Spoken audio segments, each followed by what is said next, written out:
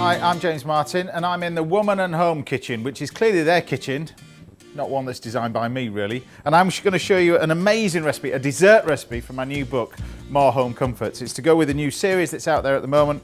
It's a wonderful chocolate Emilion and macaroon mousse. It's a great combination, this. At its heart, it uses some of this amazing Emilion red wine, which is fantastic. Good quality red wine, which is what you want.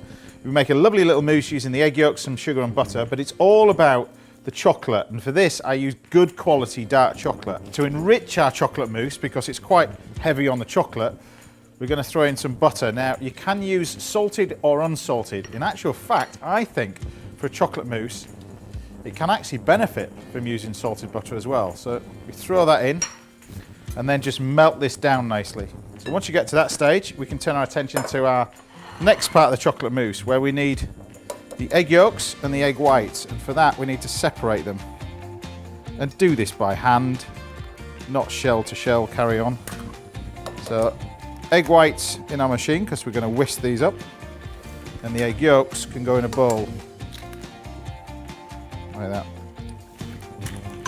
So we want about 4 for this recipe. Strain them off like that. Loose this out of the way. And next we're going to add some sugar to this. Just some normal caster sugar. And then a separate pan, we're going to whisk this up. Now this is quite a crucial part. What you're creating is like a sabayon really, which is a mixture of egg yolks and sugar. And you can use this base for so many different things. You can incorporate a little bit of cream or some kirsch, and it's used as a sabayon to coat fruit and then put them under the grill. But what you're doing is just ever so slightly cooking the egg yolks and making it lighter really, rather than having raw egg yolks in your chocolate mousse. So it can be done at the same time as the chocolate's melting, like that.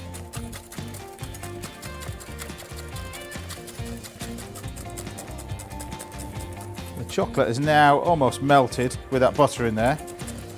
The egg yolks have got a lot lighter, and then we can turn our attention to the glasses for this. Now in the book I've got a recipe for macaroons, which is great. The key to that recipe really is not really the mix, it's how you basically react once you've made the mix and piped it out. You need to basically leave it before you bake them in the oven. And by leaving before you bake them, the macaroons will have this distinct crust over the top. If you bake them too early, they kind of bulb up in the middle and look like little mini buns really.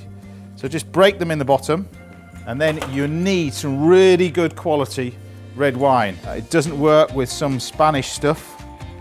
It's got to be good quality French stuff, like that. And just basically leave the macaroons just to soak in there. And then finally, you can see the mixture is nice and light. That's the egg yolks and the sugar. It almost doubles in size really, this one. And we can then crank up our machine and get those egg whites whisking up. And then really you get everything together. So you've got the egg yolks and the sugar cooling down. We've got the chocolate ready and the egg whites. The key to this really is making sure they're all the same texture. So you've got the egg yolks and the sugar can go straight into the chocolate. It's much easier to do it this way than transfer the chocolate into the other bowl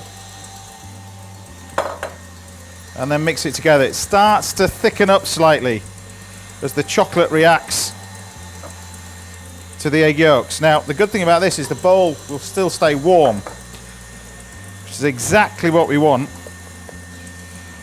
to incorporate our egg whites. Just like that, nice and light, perfect. And then my best advice for this is really get half of the mixture first, fold it in, and fold it in. Don't do that cut, fold, figure of 8 and you're still here prattling around after half an hour. Get the egg whites into the mixture. This is going to create a nice light chocolate mousse. The quicker you get it in to the chocolate, the more light your chocolate mousse will become. And all we can do now is grab our glasses. Now you can pipe this in, but to be fair, it's best pouring it in. And I like the way that the red wine just goes up the side of the glass as well while you're doing it. So another one.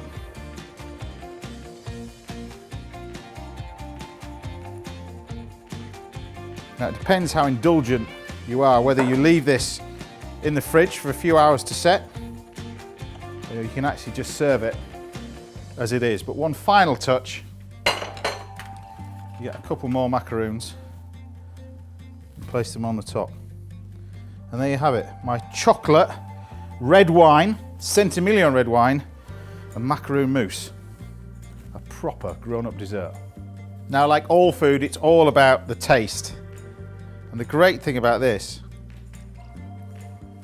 that red wine makes all the difference. It just tastes superb. And what you get in the bottom is the macaroons when they go soft. Now you can eat it like this, which is really indulgent. Alternatively, stick it in the fridge, but I like mine like this. Proper food, this.